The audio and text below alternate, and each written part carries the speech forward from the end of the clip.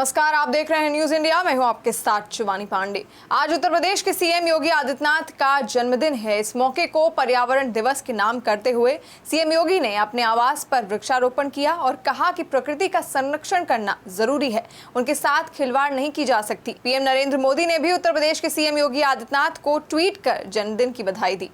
आज विश्व पर्यावरण दिवस है। प्रकृति और पर्यावरण का संरक्षण करके ही हम न केवल जीव सृष्टि की रक्षा कर पाएंगे, अपितु एक सुखद और आनंददायक जीवन प्रत्येक जीव जंतु को देने में सफल हो पाएंगे। कोरोना संकट, जो वैश्विक महामारी कोरोना आया है, इसने हमारे सामने आज अनेक ऐसी परिस्थितियां दी हैं और सोचने के लिए प्रत्येक नागरिक को मजबूर किया है कि प्रकृति के साथ खिलवाड़ करके हम पर्यावरण को जितनी क्षति पहुंचाएंगे उसकी कीमत हमें चुकानी पड़ेगी। विश्व पर्यावरण दिवस के अवसर पर हम अपने पर्यावरण की रक्षा करके प्रकृति के साथ कैसे समन्वय स्थापित कर सकते हैं, इसकी एक नई प्रेरणा ले सकते हैं। उत्तर प्रदेश में हमारी सरकार ने निर्णय लिया है, जैसे कि अभी आप जानते हैं कि आदरणीय प्रधानमंत्री जी ने कोरोना संकट से उभरने के लिए पीएम पैकेज की घोषणा की है और पीएम पैकेज के माध्यम से लोगों के जीवन में खुशहाली लाने के लिए अनेक प्रकार के प्रावधान किए हैं। उत्तर प्रदेश के अंदर जैविक खेती को हम कैसे आगे बढ़ा सकते हैं, इस पर हमारी कार्य योजना बनकर के तैयार है।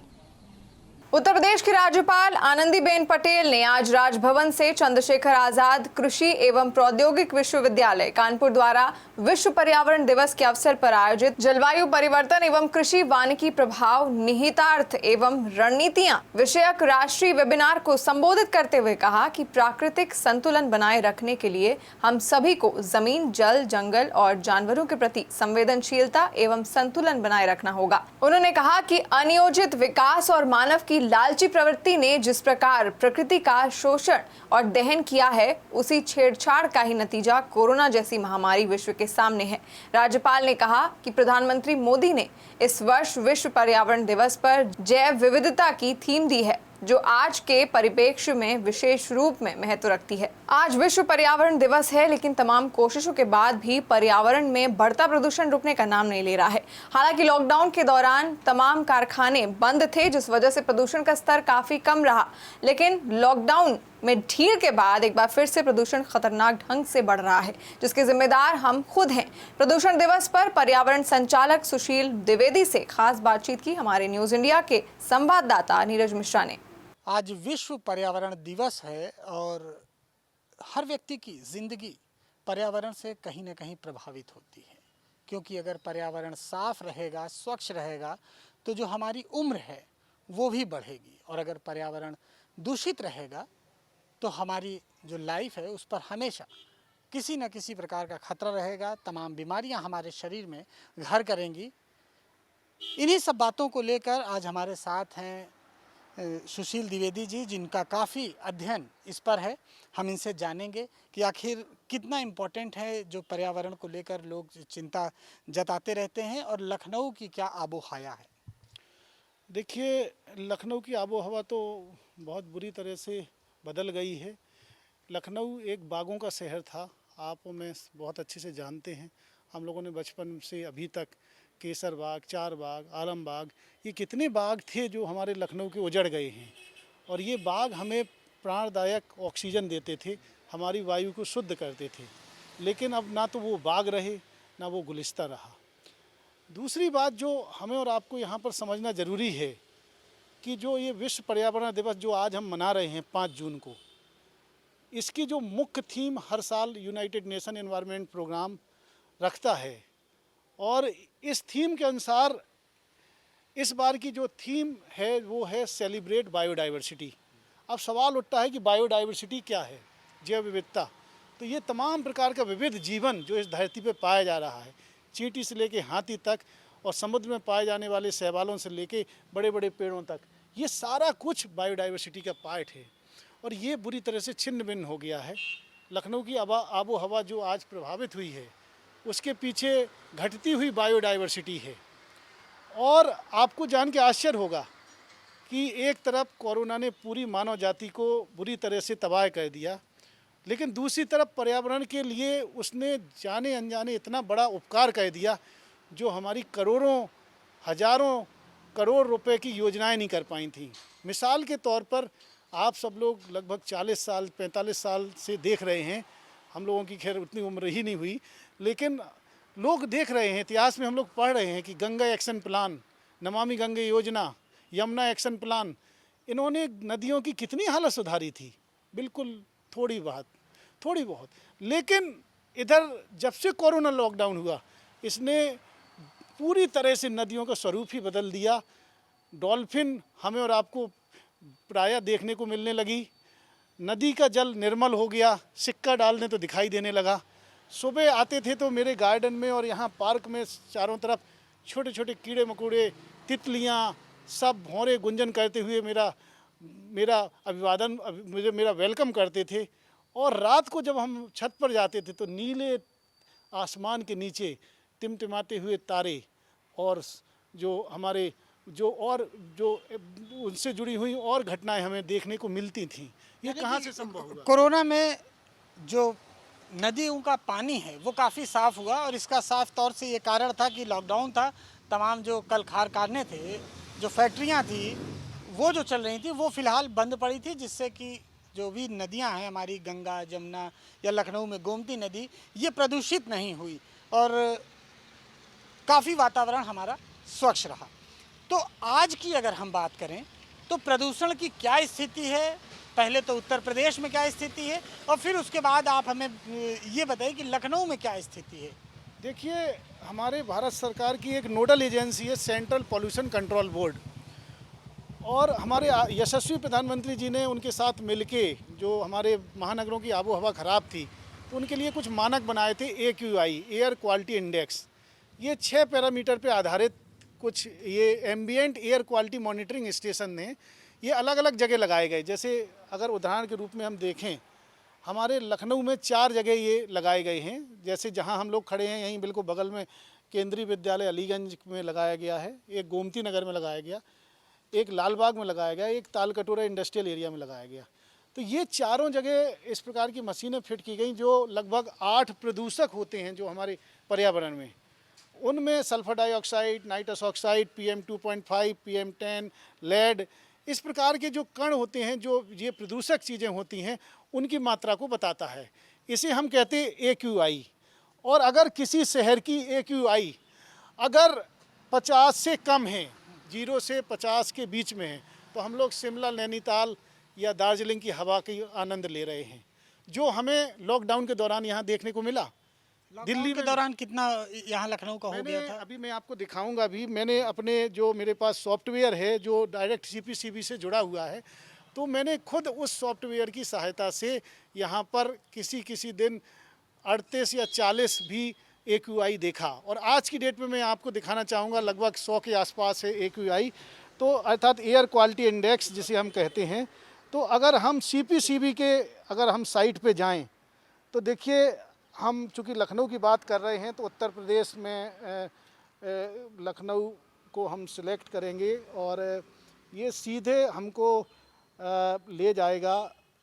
ये 4 स्टेशन हैं। सपोज मैं यहाँ लखनऊ में अलीगंज एरिया में खड़ा हूँ, तो ये अलीगंज में 82 है। देखिए 82 ये AQI है, एयर क्वालिटी इंडेक्स, और ये बता रहा है कि ये हमारी हवा ठीक है।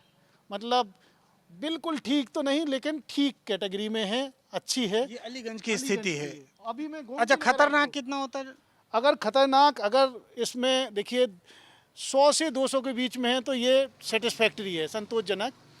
अगर 200 से जो 300 के बीच में पुअर है और 300 से 400 के ऊपर आएगा अगर, तो ये बहुत ही अनहेल्दी है, मेरे और आपके लिए बिल्कुल अनसूटेबल है। अन्य जगहों की भी क्या देखिए, स्थिति है? जैसे मैं आपको ये अलीगंज की हो गई, हाँ। गोमती नगर की हवा का स्तर दिखाऊं, देखिए 86 है इसका, AQI 86 है। ये गोमती नगर का ये Uttar Pradesh pollution control board जो सेंट्रल पॉल्यूशन कंट्रोल बोर्ड के साथ काम करता है। यहाँ पे आप देख रहे होंगे PM 2.5 इतना है, NO2 इतना है, सल्फर डाइऑक्साइड इतना है। ओजोन एक बहुत बड़ा प्रदूषक है जो ज़मीन पे रह के हमें और आपको प्रदूषण फैलाता है, लेकिन आकाश में जब 50 किलोमीटर ऊपर पहुंचता है तो वो ओजोन की छतरी कहलाती है।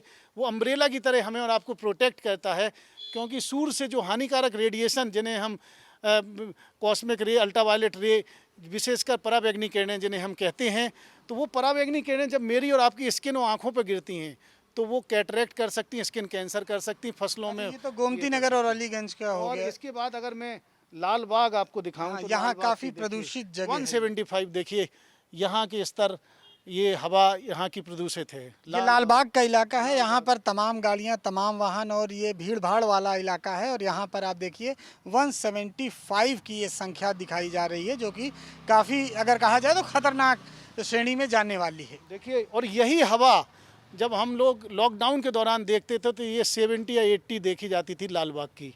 अब अगर मैं चौथा जो तालकटोरा जो इंडस्ट्रियल एरिया है, यहाँ पे देखिएगा निश्चित ही बढ़ी हुई होगी। और ये देखिए 240, देखिए यहाँ की हवा अब पुअर कैटेगरी में है, पुअर कैटेगरी में है। जो हमारे इंडस्ट्रियल एरिया है जो लखनऊ का, वहाँ की देखिए एयर का AQI 240 है। ये ताल कटोरा और की स्थिति थी जो ऐसी कि स्थिति 240 दिखाई जा रही है, यानी कि बहुत ही ज़्यादा खतरनाक। ताल कटोरा इंडस्ट्रियल एरिया है, वहाँ तमाम इंडस्ट्री है, तो समझा जा सकता है कि राजधानी लखनऊ के ताल कटोरा के जो लोग हैं, जो रहने वाले लोग हैं, वो किस तरह की हवा में सांस ले रहे हैं। तो डॉक्टर साहब एक चीज़ और कि इसका क्या सल्यूशन और है? इसका देखिए सॉल्यूशन ये है कि हम जितनी हरियाली बढ़ा सकें उतनी हरियाली बढ़ाएं। ज़्यादा से ज़्यादा हम ऐसे सार्वजनिक यातायात का उपयोग करें, लेकिन चूंकि अभी कोरोना के एक महामारी है तो बड़ी स्थिति ख़राब हो गई है। नहीं तो हमें और आपको अब ज़रूरत है कि कार पूलिंग करें, साइकिलिंग का इस्तेमाल करें, और विशेषकर ई-रिक्शा, ई-कार और ई-व्हीकल जो सरकार ने उस पर बहुत ज़्यादा सब्सिडी भी दी है, उनका इस्तेमाल करें। और देखिए, आपको ये हमारा आपका जब जन्मदिन हो तो बच्चों को प्रमोट करें कि वो अपने जन्मदिन पर हरे भरे पौधे और दूसरों को, अपने साथियों को, अपने रिश्तेदारों को गिफ्ट करें। पानी को बचाएं, अपने आसपास कूड़े को ना जलाएं, कूड़े को ना फैलाएं, और ऊर्जा का उचित इस्तेमाल करें। अक्सर हम लोग पंखा, AC खुला छोड़ देते जब ज़रूरत भी नहीं होती, क्योंकि ये जो पंखा, AC के लिए जो विद्युत आती, बिजली आती है, करंट आता है हमारे घर में, वो कोयले के जलाने से आता है। थर्मो न्यूक्लियर प्लांट जो हैं कोल इंडस्ट्री से आता है, उससे बहुत सारा पॉल्यूशन क्रिएट होता है, वो हम लोग ये अपना सकते हैं। साथ में देखिए, घर के जो इंडोर पॉल्यूशन है, घर के अंदर भी बहुत पॉल्यूशन होता है, जिसमें फॉर्मेल्डिहाइड हो सकता है, कार्बन मोनोऑक्साइड हो सकता है, कई जहरीली गैसें हैं जो हमें और आपकी मानसिक स्थिति को प्रभावित करती हैं, क्योंकि हम लोग पूरी तरह से प्लास्टिक से घिरे हुए घरों में रह रहे हैं। तो उसके लिए हम लोग इंडोर पॉल्यूटेंट कुछ पौधे हैं, जैसे rubber plant, money plant, Chinese bamboo, ऐसे पौधों को लगाएं। इसकी पूरी लिस्ट मौजूद है, उनको लगाएं और अपने अंदर की घर की हवा हेल्दी बनाएं। उससे ना केवल हमारी आपकी एफिशिएंसी बढ़ेगी, हमारी एक जो, और बल्कि हम अपने आसपास के पर्यावरण को भी साफ रख पाएंगे। तो ये डॉक्टर साहब ने बताया कि तमाम ऐसी चीज़ें इन्होंने बताई जिससे कि पर्यावरण और ज़्यादा साफ़ किया जा सकता है।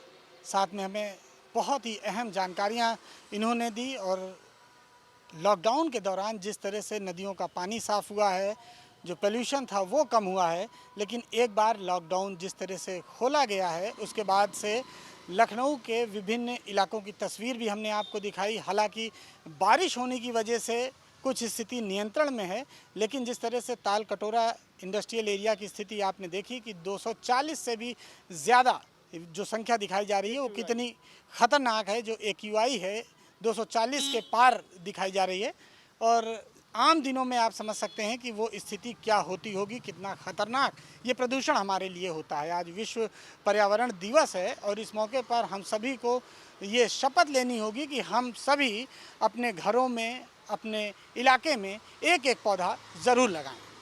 कैमरामैन गौरव वर्मा के साथ नीरज मिश्रा, न्यूज़ इंडिया, लखनऊ। फिलहाल के लिए इतना ही, लेते हैं एक छोटा सा ब्रेक, चल लौटेंगे।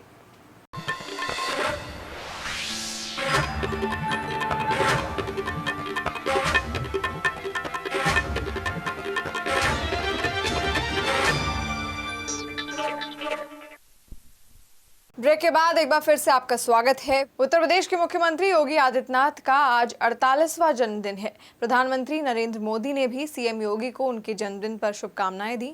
मोदी ने कहा कि योगी के नेतृत्व में प्रदेश के लोगों के जीवन में सुधार आया है। गृह मंत्री अमित शाह समेत अन्य बीजेपी नेताओं ने भी यूपी सीएम को जन्मदिन की शुभकामनाएं दी। उत्तर प्रदेश के मुख्यमंत्री योगी आदित्यनाथ का आज 49वां जन्म दिवस है। शुक्रवार को प्रधानमंत्री नरेंद्र मोदी ने उनको जन्मदिन की बधाई दी। मोदी ने इस संबंध में अपने ट्वीट में जिक्र भी किया है। मोदी ने लिखा है कि योगी नेतृत्व में प्रदेश उन्नति की ओर नई ऊंचाइयां छू रहा है। नागरिकों की जिंदगी में उल्लेखनीय परिवर्तन हुए हैं। ईश्वर उन्हें लंबी और स्वस्थ जिंदगी दे। उत्तराखंड के पौड़ी गढ़वाल जिले में एक छोटे से गांव पंचूर में योगी आदित्यनाथ का जन्म हुआ था। यहाँ से निकलकर वो गोरखपुर पहुँचे और उनकी जिंदगी ही बदल गई। पहले वो सन्यासी बने, फिर सांसद और अब मुख्यमंत्री। इस मौके पर हम आपको उनसे जुड़े कुछ ऐसे किस्से बताने जा रहे हैं जो शायद आपने न सुने। गोरखपुर से सांसद चुने गए, इसके बाद उन्होंने कभी पीछे मुड़कर नहीं देखा। 12वीं लोकसभा में चुने जाने वाले योगी आदित्यनाथ सबसे युवा सांसद। योगी 1999, 2004, 2009 और 2014 में गोरखपुर से सांसद चुने गए। योगी आदित्यनाथ के बारे में कहा जाता है कि उन्हें गलत बात या अत्याचार कतई स्वीकार नहीं है। एक बार उनकी तबीयत खराब हो गई तो उन्हें सरकारी अस्पताल में भर्ती करना पड़ा, लेकिन जब डॉक्टरों और स्टाफ ने गरीब मरीजों का वहां ठीक से ख्याल नहीं रखा तो योगी आदित्यनाथ ने कॉलेज से दूसरे लड़कों को वहां बुलाकर खूब हंगामा किया था। आज पर्यावरण दिवस के अवसर पर मुख्यमंत्री योगी आदित्यनाथ ने अपने आवास पर पौधारोपण किया और साथ ही लक्ष्य रखा कि जुलाई के प्रथम सप्ताह में एक दिन में 25 करोड़ पौधे लगाए जाएं। पूरे सीजन में 30 करोड़ पौधे लगाए जाने का लक्ष्य रखा गया है। सभी फलदार, छायादार और इमारती लकड़ी वाले पौधे होंगे। गंगा जमुना की तटवर्ती क्षेत्रों में पौधारोपण का विशेष कार्यक्रम किया जाएगा। उत्तर प्रदेश के मुख्यमंत्री योगी आदित्यनाथ प्रसिद्ध गोरखनाथ मंदिर, गोरखपुर के महंत और राजनेता हैं और उत्तर प्रदेश के मुख्यमंत्री भी। इनका जन्म 5 जून 1972 को उत्तराखंड के पौड़ी गढ़वाल जिले में स्थित यमकेश्वर तहसील के पंचूर गांव के एक गढ़वाली राजपूत परिवार में हुआ। योगी आदित्यनाथ का मूल नाम अजय सिंह बिष्ट है। इनके पिता का नाम आनंद सिंह बिष्ट है, जो कि एक फॉरेस्ट रेंजर थे। इनकी माता का नाम सावित्री देवी है। अपने पिता और 7 बच्चों में 3 बड़ी बहन और 1 भाई। इसके बाद ये 5वें भाई बहनों में योगी आदित्यनाथ 5वें नंबर पर है। योगी आदित्यनाथ ने 1977 में टिहरी के गजा के स्थानीय स्कूल में पढ़ाई शुरू की। वह 1987 में यहाँ से 10वीं की परीक्षा पास। 1979 में ऋषिकेश के श्री भरत मंदिर इंटर कॉलेज से इन्होंने इंटरमीडिएट की परीक्षा पास की। सन 1990 में ग्रेजुएशन की पढ़ाई करते हुए ये अखिल भारतीय विद्यार्थी परिषद से जुड़े। सन 1992 में श्रीनगर के हेमवती नंदन बहुगुणा गढ़वाल विश्वविद्यालय से इन्होंने गणित में BSc की परीक्षा पास की। योगी आदित्यनाथ 1993 में गणित में MSc की पढ़ाई के दौरान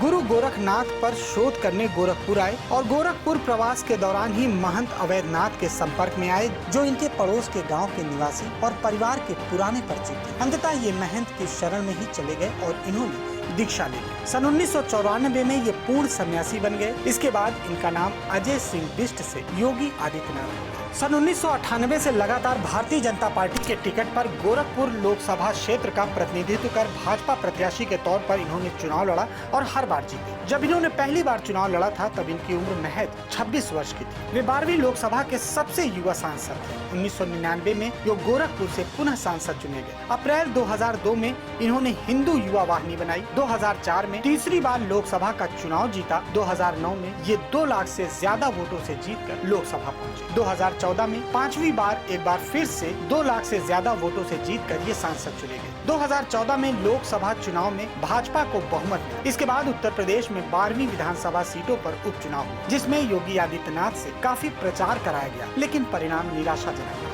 19 मार्च 2017 में उत्तर प्रदेश में बीजेपी विधायक दल की बैठक हुई। योगी आदित्यनाथ को विधायक दल का नेता चुनकर मुख्यमंत्री का पद सौंपा गया। योगी आदित्यनाथ ने रविवार 19 मार्च 2017 को उत्तर प्रदेश के मुख्यमंत्री के तौर पर शपथ ली। शपथ समारोह लखनऊ के काशीराम उपवन में हुआ। इनके साथ 2 उप मुख्यमंत्री भी बनाए गए। उत्तर प्रदेश के राजनीतिक इतिहास में पहली बार 2 उप मुख्यमंत्री बनाए गए। योगी आदित्यनाथ के जन्मदिन पर न्यूज इंडिया परिवार की तरफ से उनको ढेर सारी बधाई। कोरोना संकट के चलते योगी सरकार खर्चों में कटौती कर रही है। कर्मचारियों की दक्षता और खर्चों में कटौती पर पूर्व मुख्य सचिव की अध्यक्षता में बनी उच्च स्तरीय कमेटी बनाई गई है, जिसका विरोध भी शुरू हो गया है। राज्य कर्मचारी संयुक्त परिषद के मुताबिक सरकार के सामने भ्रामक तथ्य रखकर अफसर अपनी कमाई का रास्ता खोल रहे हैं। इस संबंध में मुख्यमंत्री को पत्र भी लिखा गया है। यूपी के पूर्व मुख्य सचिव व रेरा अध्यक्ष राजीव कुमार की अध्यक्षता में बनी कमेटी ने प्रदेश के सभी विभागों को पत्र लिखकर 4 बिंदुओं पर जानकारी दी। मैन पावर कम करके डिजिटाइजेशन पर भी जोर दिया जाता है। साथ ही कमेटी को कर्मचारियों की दक्षता का भी निर्धारण करना है। योगी सरकार के इस फैसले से यूपी के लाखों कर्मचारियों में आक्रोश बढ़ रहा है। राज्य कर्मचारी संयुक्त परिषद ने मुख्यमंत्री योगी आदित्यनाथ को पत्र लिखकर साफ कहा है, फिजूल खर्ची व अव्यवहारिक सुझाव देने वाले अफसरों की सलाह पर भरोसा करने के बजाय सरकार जमीनी हकीकत देकर फैसला करे। अभी प्रदेश सरकार ने राज्य कर्मचारियों की दक्षता परीक्षण हेतु एक आदेश जारी किया है। मैं समझता हूँ कि आदेश की आवश्यकता बहुत नहीं है, क्योंकि दक्षता के लिए तमाम सारी व्यवस्थाएं अंग्रेजों के ज़माने से कर्मचारियों के लिए की जाती रही हैं और अभी भी हैं, जिनका हम लोग सभी लोग पालन करते हैं और होती रही है। विशेषकर देखा जाए कि पूरे प्रदेश में लगभग 30% पद अभी भी रिक्त चल रहे हैं, जो कि भरपाई नहीं हो पा रही, जो भरे नहीं जा रहे हैं, फिर भी सरकार का काम चल रहा है। तमाम सारे निगमों की अगर हम बात करें तो कर्मचारी कल्याण निगम पिछले कई बार से कई समझौतों में मुख्य सचिव स्तर पर वार्ता हुई कि उनको समाप्त कर दिया जाए अगर वो नहीं चल पा रहे हैं, और उनको दूसरे भाग में मर्ज कर दिया जाए। वो बीआरएस भी लेना चाहते हैं, परंतु सरकारी मकड़जाल में अधिकारी उनको बीआरएस तक नहीं लेने दे रहे, उनको वेतन तक नहीं मिल रहा है 6 महीने से। जितने निगम बने हुए प्रदेश में सब चरागाह है, सबको पता है, परंतु सरकार निगमों को बनाने का प्रयास फिर से कर रही है। उन निगमों को बंद किया जाना चाहिए, उनके लोगों को दूसरे स्थानों पर लगाया जाना चाहिए जहां उन पर काम हो। हम स्वयं इसकी मांग करते रहे बराबर, लेकिन उस पर ध्यान नहीं दिया जा रहा है। राज्य कर्मचारियों के मुताबिक विभागों और निगमों में लगाई गई टैक्सियों से सरकार का करोड़ों रुपया बर्बाद हुआ। दर्जा प्राप्त मंत्रियों से लेकर कार्यालय खर्च और स्टाफ वाहनों पर भी भारी भरकम खर्च किया जा रहा है। योगी सरकार के आईएएस अफसर लगातार करोड़ों का गैर जरूरी खर्च करते हैं। इन अफसरों के आवासों से लेकर दफ्तरों तक कई सरकारी वाहन लगे रहे, लेकिन यूपी सरकार सिर्फ राज्य कर्मचारियों से ही खर्चे कम करने की उम्मीद कर रही है, जबकि कमीशन खोरी के चलते लगातार करोड़ों की अनावश्यक फाइलें बनाई जा रही है। उत्तर प्रदेश के तमाम विकास प्राधिकरणों में गैर जरूरी फाइलें बनती हैं। यही हाल नगर निगम में सड़कों का होता है। सिर्फ यही नहीं, सचिवालय समेत बड़े सरकारी संस्थान जहां पर सिर्फ आईएएस अफसरों की हुकूमतें चलती हैं, वहां पर भी करोड़ों की फाइलें बड़े अफसरों के दबाव में तैयार की जाती हैं। सरकार को अगर वास्तव में कोरोना संकट के मद्देनज़र अपने खर्चों में कटौती करनी है तो न सिर्फ राज्य कर्मचारी बल्कि बड़े आईएएस अफसरों के शाही खर्चों पर भी शिकंजा सबसे पहले कसना चाहिए। कैमरामैन पीसी चौधरी के साथ मनीष श्रीवास्तव, न्यूज़ इंडिया, लखनऊ। अल्पसंख्यक कल्याण मंत्री मोहसिन रजा ने पूर्व सीएम अखिलेश यादव पर निशाना साधते हुए कहा कि योगी जी का अखिलेश यादव से कोई मुकाबला नहीं है। अखिलेश यादव की टिप्पणी सूरज के सामने चिराग दिखाने वाली है। योगी जी 23 करोड़ जनता की चिंता के साथ सड़क पर भी हैं, अस्पतालों में भी हैं और कार्यालय में भी हैं, जबकि अखिलेश यादव अब सिर्फ ट्विटर पर नजर आते हैं। उन्होंने कहा कि अखिलेश जी अपने संसदीय क्षेत्र आजमगढ़ तक भी नहीं गए। पूर्व मुख्यमंत्री होने के नाते अखिलेश यादव को जनता की सेवा करनी चाहिए थी। देखिए, आपने जो प्रश्न पूछा है अखिलेश यादव जी को लेकर, तो मैं ये कहना चाहता हूं कि कौन और किससे पूछ रहा है, किस पर सवाल उठा रहा है। उत्तर प्रदेश के यशस्वी मुख्यमंत्री आदरणीय योगी जी का कोई मुकाबला नहीं है अखिलेश जी से। लेकिन चलिए, वो पूर्व मुख्यमंत्री रहे हैं, लेकिन कम से कम उन्हें बोलने से पहले या ट्विटर पे ट्वीट करने से पहले इन सब बातों का ध्यान देना चाहिए कि आदरणीय योगी जी 23 करोड़ जनता की चिंता को लेकर अस्पतालों में भी हैं, सड़क पर भी हैं, ऑफिसेज में भी हैं। आप तो कहीं नहीं हैं पूरे उत्तर प्रदेश में। आप या तो ट्विटर पर हैं या किसी चैनल पर आप थोड़ी देर के लिए दिख जाते हैं। आप ना आजमगढ़ जाते हैं जहां की जनता आपका इंतजार कर रही है। ऐसे समय में जब पूरा देश, दुनिया कोरोना से जूझ रही है, उत्तर प्रदेश पूरा कोरोना से लड़ाई लड़ रहा है, आप ऐसे समय पर अपने लोगों को छोड़कर जिन्होंने आपको चुनकर भेजा है, आप उनके नहीं हो पा रहे हैं और टिप्पणी आप करते हैं यशस्वी मुख्यमंत्री आदरणीय योगी जी पर। तो ये तो अपने को वैसी ही बात हो गई कि जैसे सूरज के सामने चिराग दिखाने वाली बात है। तो आपको सोचना चाहिए कि आपने जो अस्पताल में बनवाने की बात की थी, तो अगर आदरणीय योगी जी अस्पताल जा रहे थे, वहां चिंता कर रहे थे, कोरोना मरीजों की चिंता कर रहे थे, डॉक्टर्स की कर रहे थे, वहां के स्टाफ की चिंता कर रहे थे, या जो लोग भूखे घूम रहे हैं उनके खाने की चिंता कर रहे थे, जो गरीब घर जा रहे थे, उनको राशन पानी की चिंता कर रहे हैं, उनको 1,000 रुपए सहायता राशि की चिंता कर रहे थे, तो कम से कम आप पूर्व मुख्यमंत्री रहे हैं, थोड़ी चिंता आपको भी करना चाहिए थी। अरे अपने बनाए हुए अस्पतालों के आसपास चला जाना चाहिए था आपको। जाते तो अपने कार्यकर्ताओं को लेकर, कुछ समाजवादी कार्यकर्ताओं को लेते चले जाते तो आप पर प्रश्न न उठता। आप तो घर से बैठ के ट्वीट करते हैं और टीवी पर बैठ के बाइट देते हैं, तो इससे थोड़ी प्रदेश चलता है। जिलाधिकारी के आदेश के बाद राजधानी लखनऊ के सभी मुख्य बाजार खुल गए हैं। आज से दोनों पटरियों की दुकानें खुल गई हैं। बाजार में सोशल डिस्टेंसिंग का पालन करना जरूरी होगा। लॉकडाउन 5 की शुरुआत 1 जून को हुई, अनलॉक 8 तारीख से होना है। उसके पहले ही राजधानी लखनऊ का नज़ारा आप देख सकते हैं कि दुकानें खुल चुकी हैं।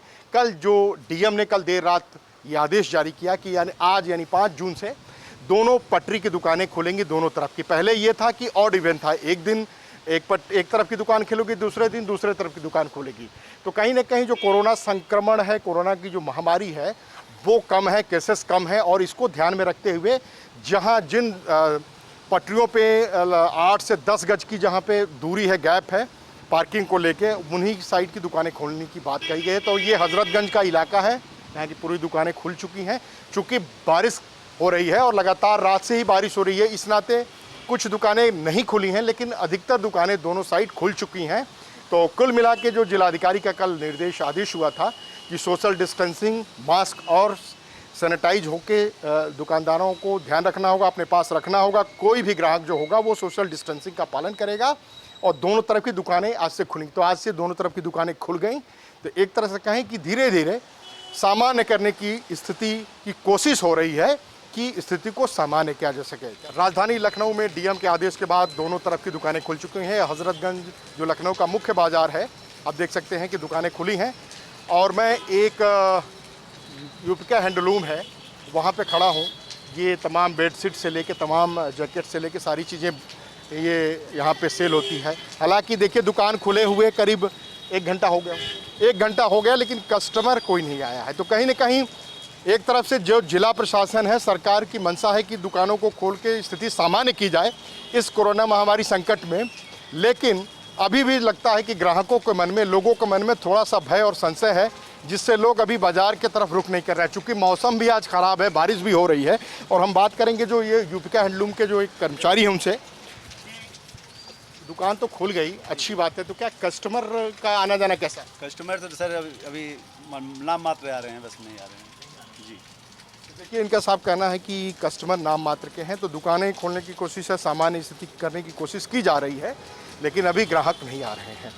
तो हो सकता है कुछ दिन समय लगे, लोगों को जब धीरे धीरे ये भरोसा हो जाए, लोगों में विश्वास जग जाए कि बाहर की स्थिति सामान्य है, तो शायद लोग निकले। मौसम भी खराब है, विपरीत है, लिहाजा ये भी एक कारण है कि जो आज दुकानें खुली, कम लोगों को जानकारी भी है और मौसम भी विपरीत है, यानी बारिश हो रही है। और दूसरे की अभी थोड़ा सा कोरोना का लेकर लोगों में संशय है। कैमरा पर्सन पीसी चौधरी के साथ Manish Mishra, news India, Lucknow. Corona महामारी के बीच उत्तर प्रदेश के बाराबंकी जिले से दिल दहला देने वाला मामला सामने आया है, जहां एक ही परिवार के 5 सदस्यों ने आत्महत्या कर ली। इसमें पति पत्नी के साथ 3 बच्चे भी शामिल हैं। आशंका जताई जा रही है कि दंपति ने पहले तीनों बच्चों को मार डाला और फिर दोनों ने खुद को फांसी लगाकर खुदकुशी कर ली। इस घटना से पूरे इलाके में दहशत का माहौल बन गया है। मामले की सूचना मिलने के बाद पुलिस मौके पर पहुंची और जांच पड़ताल शुरू कर दी है। ये दिल दहलाने वाली घटना बाराबंकी के नगर कोतवाली क्षेत्र सफेदाबाद की है, जहां पर आज उस समय हड़कंप मच गया जब एक ही परिवार के 5 सदस्यों की मौत की बात सामने आई। खबर आग की तरह चारों ओर फैली और परिवार में कोहराम मच गया। मौके पर पुलिस प्रशासन के आला अधिकारी पहुंचे, जांच पड़ताल शुरू की। जानकारी के मुताबिक मृतक विवेक शुक्ला 3 भाइयों के बीच का भाई था और उसने अनामिका नाम की लड़की से लव मैरिज की थी। उनकी 2 लड़कियां रितु शुक्ला और प्रियम शुक्ला थी और एक लड़का बबलू शुक्ला था। घर वालों से जानकारी मिली कि विवेक शुक्ला अपने परिवार से अलग रहता था। वो पहले मोबाइल का काम करता था, बाद में उसने गैराज का काम शुरू किया। परिजनों के मुताबिक बाहर वालों से सुनाई पड़ा कि विवेक पर कुछ कर्जा था और उसी से वो परेशान रहता था। मृतक के भाई ने बताया कि शादी के बाद से उसका हमारा संबंध खत्म हो गया था। वो अपने परिवार के साथ अलग रहता था। आज अचानक जब हम लोगों को कमरे से कुछ आहट नहीं मिली तो माँ ऊपर से देखने गई। उसने देखा कि मेरा भाई फांसी पर लटका हुआ था, जिस पर मैंने आकर दरवाजा तोड़ा और भाई को लटकता देख बाहर आया। वहीं मृतक की मां ने बताया कि उसके बेटे ने दूसरी कास्ट की लड़की से शादी की थी, लेकिन उससे हम लोगों को कोई परेशानी नहीं थी। उसका लड़का शादी के बाद से ही अलग रहता था और हम लोगों से कोई मतलब नहीं रखता था। उसने ऐसा कदम क्यों उठाया, ये हम लोगों को जानकारी नहीं है। फिलहाल पुलिस अब इस पूरे मामले की जाँच में जुट गई है कि आखिर बाराबंकी में एक हंसते खेलते परिवार ने आत्महत्या क्यों की।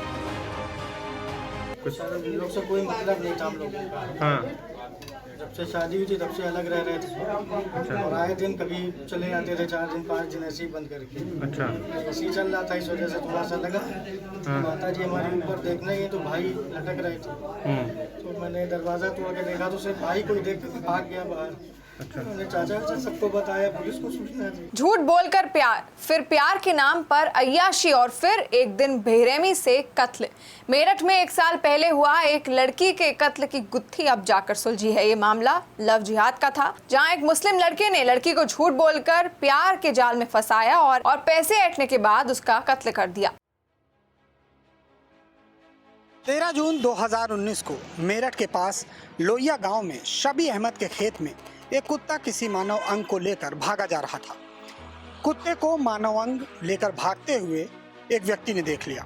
उसे शक हुआ, पुलिस को सूचना दी गई। पुलिस ने आकर शबी अहमद के खेत की खुदाई की तो एक लाश मिली। लाश किसी महिला की थी जिसका सिर और हाथ दोनों गायब था। पुलिस ने लाश को कब्जे में लेकर पोस्टमार्टम कराया और हत्यारे की खोजबीन शुरू कर दी। हत्यारे को पकड़ना इतना आसान नहीं था क्योंकि लाश का सिर गायब था, इसलिए उस लाश की शिनाख्त भी नहीं हो सकी थी। गांव के आसपास ऐसी कोई महिला भी गायब नहीं हुई थी जिसकी हत्या पर शक हो जाता। तब वहां के एसएसपी साहनी ने एक नायाब तरीका निकाला। उन्होंने सोचा हो ना हो लड़की कहीं बाहर से गांव में लाई गई। गांव वाले कुछ बताने को तैयार नहीं थे। एसएसपी साहनी ने तय किया कि गांव में जितने लड़के बाहर नौकरी करते हैं वहां जाकर छानबीन की जाए। वहां के थानों से संपर्क करके पता किया जाए कि क्या वहां किसी लड़की की गुमशुदगी रिपोर्ट दर्ज है। आधुनिक टेक्नोलॉजी का पुलिस ने यूज किया, BTS IPDR का, और जब एक बात ये निकल कर सामने आई कि जिस स्थान पर बॉडी मिली है उस स्थान पर कुछ मोबाइल नंबर ऐसे हैं जो अगले दिन सुबह बंद हो गए थे, जो घटना के समय ऑन थे। जब उन नंबरों के बारे में जानकारी पता की गई तो ये पता चला कि जो नंबर बंद हुए हैं तत्काल घटना के बाद सुबह, वो नंबर पहले लुधियाना में भी रहे हैं। फिर ये संपर्क करके देखा गया कि कौन कौन से व्यक्ति गाँव के हैं जो लुधियाना रहे हैं। एक पुलिस की टीम लुधियाना गई, वहाँ जो मिसिंग बच्चियाँ थीं उसको इन्होंने सर्च किया। उसके बाद पता चला कि ये बच्ची है, और फिर घर के परिजनों से जब बात हुई उस बच्ची के, तो इन्होंने उस लड़के की फ़ोटो मेरठ पुलिस को दी कि ये अमन है, ये बच्ची के साथ गया। पुलिस ने जब घटनास्थल के पास वो फ़ोटो दिखाई तो लोगों ने बताया कि ये अमन नहीं बल्कि ये साकिब है।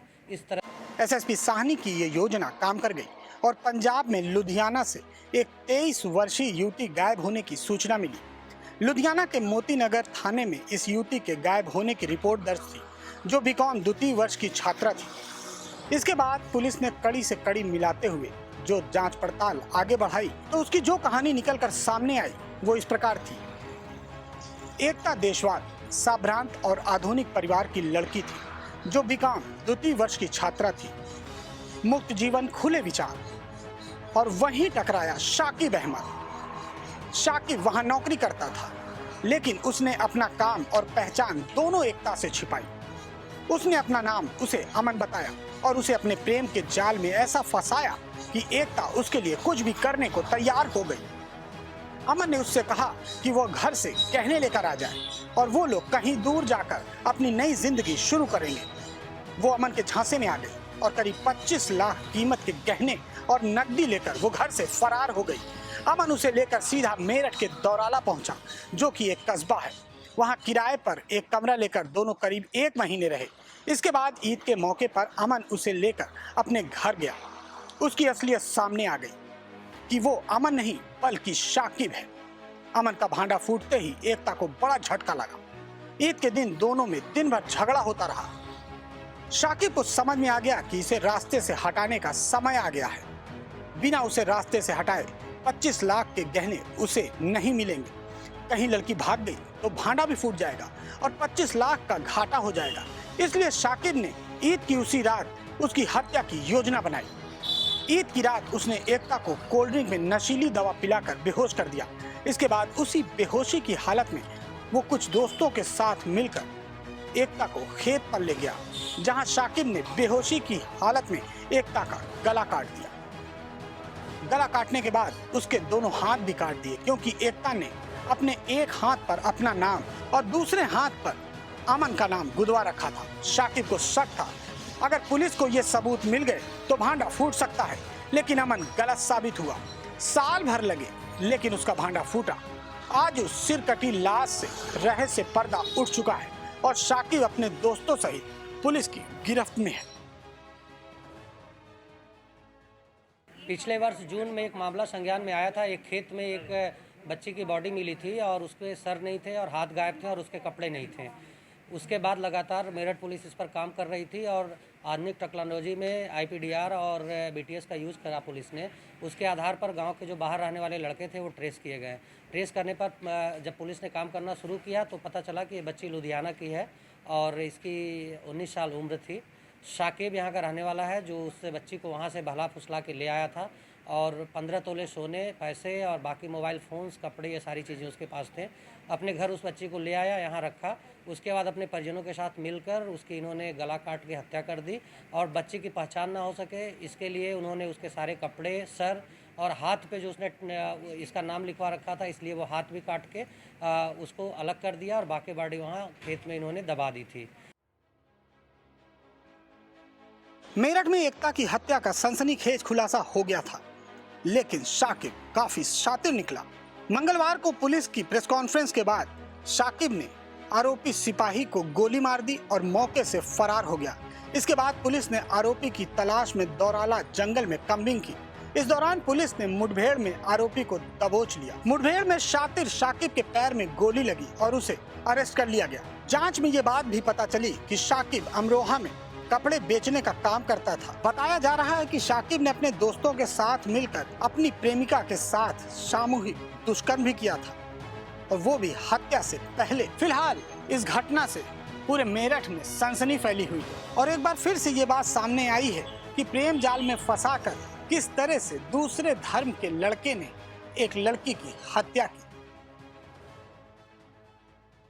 फिलहाल के लिए इतना ही, लेते हैं एक छोटा सा ब्रेक, चल लौटेंगे।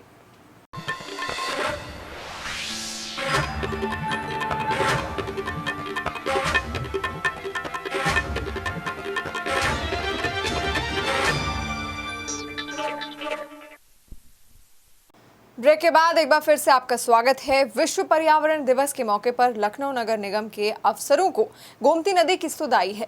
नगर निगम का पूरा अमला लेकर मेयर से लेकर नगर आयुक्त तक गोमती को साफ करने आज पहुंचे। लॉकडाउन के दौरान गोमती साफ हुई थी, लेकिन अब अनलॉक 1 ने लखनऊ की लाइफलाइन कही जाने वाली जीवनदायिनी गोमती की सूरत फिर बिगाड़ दी है। गोमती नदी की सफाई के नाम पर यूपी सरकार के बड़े अफसरों ने अरबों रुपए बहाए हैं। रिवर फ्रंट घोटाला भी गोमती के नाम पर ही अंजाम दिया गया था। लेकिन विश्व पर्यावरण दिवस के मौके पर गोमती की सफाई के नाम पर नगर निगम के अफसर और मेयर फोटो खिंचाने से बाज नहीं आए। दिखावे के तौर पर पूरा अमला गोमती सफाई के लिए उतरा। लॉकडाउन में गोमती कुछ सफा भी दिखाई दे रही थी, लेकिन अनलॉक 1 के बाद गोमती नदी में जलकुंभी का स्तर तेजी से बढ़ा। सिर्फ यही नहीं, गोमती नदी में नगर आयुक्त और मेयर समेत नगर निगम के तमाम कर्मचारी जलकुंभी की सफाई करते नजर आए, लेकिन पूरे साल ये अफसर और प्रशासनिक अमला कहां था ये बताने को नगर निगम का कोई भी जिम्मेदार अफसर तैयार नहीं है। हालांकि लखनऊ नगर निगम के साथ लखनऊ विकास प्राधिकरण के अफसरों की भी जिम्मेदारी है कि कुड़िया घाट और गोमती नदी के किनारों को साफ किया जाए, लेकिन अफसरों का पूरा ध्यान सिर्फ बजट हासिल करने पर रहता है। जलकुंभी पूरे साल गोमती को प्रदूषित करती है, गोमती में फंसी रहती है, जिसकी वजह से गोमती के जलीय जीव जंतुओं को ऑक्सीजन की कमी भी होती है। लेकिन अफसरों ने सिर्फ मशीनें तो खरीदी हैं, लेकिन गोमती की सफाई आज तक नहीं कराई। खास तौर पर बीते 2 सालों के अंदर उत्तर प्रदेश सरकार ने गोमती की सफाई के नाम पर जितनी भी मशीनें खरीदी हैं उसका ऑडिट अगर कराया जाए तो कई जिम्मेदार महकमों के अफसरों की गर्दनें फंसना भी तय है। खैर, विश्व पर्यावरण दिवस के मौके पर नगर निगम के जिम्मेदार जलकुंभी साफ करने उतरे, इसकी सराहना तो होनी चाहिए, लेकिन अगर यही दौर पूरे साल चलता रहे तो शायद जीवनदायिनी गोमती को किसी भी प्रकार की सरकारी मदद की ज़रूरत ना हो और वो स्वच्छ और निर्मल दिखाई दे। कैमरामैन पीसी चौधरी के साथ मनीष श्रीवास्तव, न्यूज़ इंडिया, लखनऊ। शाहजहांपुर के खुटार थाना क्षेत्र के गांव दिलीपपुर में उस समय हड़कंप मच गया जब चाट खाने से 50 से अधिक लोग बीमार हो गए। बीमारी का ये सिलसिला पिछले 2 दिनों से गांव में चल रहा है। चाट खाने के बाद से लोगों को उल्टी दस्त की शिकायत हुई है। जिस दुकानदार की चाट खाने से लोग बीमार हुए हैं, वहीं चाट खाने के बाद उसकी और परिजनों की भी हालत बिगड़ गई है और उसके परिवार के लोगों को भी उल्टी दस्त आने शुरू हो गए हैं। ग्रामीणों की माने तो पिछले 2-3 दिनों से राहुल की चाट खाकर करीब 50 से अधिक लोग बीमार हो चुके हैं, लेकिन फिर भी उसके द्वारा चाट बेचना बंद नहीं किया गया। फिलहाल बीमार गांव वालों का इलाज चल रहा है। 100 तो अभी मेरी संज्ञान में नहीं आया है, लेकिन अभी कितनी संख्या है? 28 लोग अभी हुए हैं, जिसमें से 2-3 लोग सीरियस हैं, उनको जिला के लिए रेफ़र करेंगे। ये कल कुछ चाट खाने की वजह से इन लोगों को सस्पेक्टेड फूड पॉइजनिंग हुआ है, तो उस वजह से यहाँ पर जिस तरीके से जो घटना आई, हम लोगों को तो बताया भी नहीं गया पीएससी लेवल पर। तो अभी आकर के टीम द्वारा इसको देख भी रहे हैं, जैसा होता है रेफर लायक होंगे उनको रेफर भी करेंगे, यहाँ पर मैनेज हो जाएगा। यहाँ पर बदायूं जनपद सदर कोतवाली थाना क्षेत्र के शाहबाजपुर चौराहे के पास होंडा सिटी कार में सवार 2 युवकों ने शहर के सर्राफा कारोबारी एवं समाजवादी पार्टी के नेता आमोद गुप्ता की कार में पहले टक्कर मारी और उसके बाद दोनों के बीच विवाद होने पर होंडा सिटी कार सवार युवकों ने व्यापारी आमोद गुप्ता को अपनी कार चढ़ाकर कुचल दिया। व्यापारी को शहर के अस्पताल ले जाया गया तो कार सवार युवकों ने उसका अस्पताल में भी पीछा कर उस पर हमला करने की कोशिश की, जिसके बाद परिजनों तथा आसपास के लोगों ने दोनों युवकों को बंधक बना लिया और पुलिस के सुपुर्द कर दिया। व्यापारी नेता की इलाज के दौरान बरेली के निजी अस्पताल में मौत हो गई। परिजनों के मुताबिक आमोद गुप्ता अपनी कार बेचने के बाद उसका पेमेंट लेकर बरेली से लौट रहे थे। परिजनों ने अंदेशा व्यक्त किया है कि लूट की घटना को अंजाम देने के उद्देश्य से कार में टक्कर मारी गई थी। हम लोग 2 जून की शाम को बरेली मेरे भाई ने अपनी एक गाड़ी बेची थी, उसका पेमेंट लेने गए थे बरेली। तो रास्ते में लौटते वक्त एक गाड़ी होंडा सिटी हमारी गाड़ी के पीछे लग गई थी और उसने कई बार हमारी गाड़ी को ओवरटेक किया। रास्ते में लगभग बदायूं से 6 किलोमीटर पहले उसने लगभग एक बार टक्कर भी मार दी थी। लेकिन शहर में आकर के हमने अपने परिवार के भाई लोगों को फ़ोन करके बुला लिया था और उस गाड़ी को रोक लिया था। लेकिन मौका पाते ही किसी तरह से उस व्यक्ति ने मेरे भाई पर अपनी गाड़ी चढ़ा दी और वो गाड़ी लेके भाग गया। मैं अपने भाई को इलाज के लिए लेकर के डॉक्टर के गया, लेकिन पता नहीं किस तरह से वो हमारे पीछे घूम रहे थे या क्या हुआ, लेकिन वो उसी समय हमें डॉक्टर के गेट के बाहर ही मिल गए और उन्होंने दोबारा हम पर हमला किया। अमेठी के संग्रामपुर में दिन दहाड़े ट्रैक्टर लेकर खेत की जुताई करने गए युवक की धारदार हथियार से निर्मम हत्या कर दी गई। मौके से युवक का ट्रैक्टर और मोबाइल फोन भी गायब मिला। फिलहाल पुलिस ने युवक के शव को कब्जे में लेकर पोस्टमार्टम के लिए भेज दिया है और हत्या की वारदात के बाद अब पुलिस हत्या के कारणों की वजह खंगालने में जुट गई है। ये 12 बजे निकला, कोई यादव फोन कर रहे थे मुरादपुर के कि हमारे जोते के ढांचा खेती जोते के लिए। हम इस लड़के को मना कर रहे थे, बेटा का आज मत जाओ, लेकिन बोले नहीं पापा 1 घंटा का हम जोत के आ रहे हैं। ये अंकित नाम का एक लड़का है जो मटेरा थाना अमेठी का रहने वाला है और उसके परिजनों के अनुसार कहीं से फ़ोन आया और खेत जोतने के लिए तो ट्रैक्टर लेकर के दोपहर में निकला था और उसकी डेड बॉडी जो है भूसहरी ग्राम के एक खेत में संग्रामपुर में मिला। थाना संग्रामपुर के अंतर्गत उसका ट्रैक्टर और मोबाइल गायब थे। इस संबंध में पंचायतनामा पोस्टमार्टम कार्रवाई की जा रही है। तहरीर प्राप्त हो गई है, उसके आधार पर मुकदमा पंजीकृत किया जा रहा है, छानबीन की जा रही है। जो तथ्य प्रकाश में आएंगे उसके अनुसार उसमें कार्रवाई की जाएगी। यूपी के कौशाम्बी में कोखराज थाना क्षेत्र के इचौली गांव में 4 वर्षीय मासूम बच्ची की हत्या का सनसनीखेज मामला सामने आया है। बच्ची का शव पड़ोसी के घर में पूजा स्थल पर मिला है। आशंका जताई जा रही है कि मासूम बच्ची की नरबली दी गई है। पुलिस ने दंपत्ति और उनके बेटे को हिरासत में लेकर पूछताछ शुरू कर दी है। मासूम बच्ची का शव पड़ोसी के घर में मिलने की सूचना पर पुलिस अधीक्षक कई थानों की पुलिस के साथ मौके पर पहुंचे। बच्ची के शव को पोस्टमार्टम के लिए भेजकर पुलिस विधिक कार्रवाई में जुट गई है।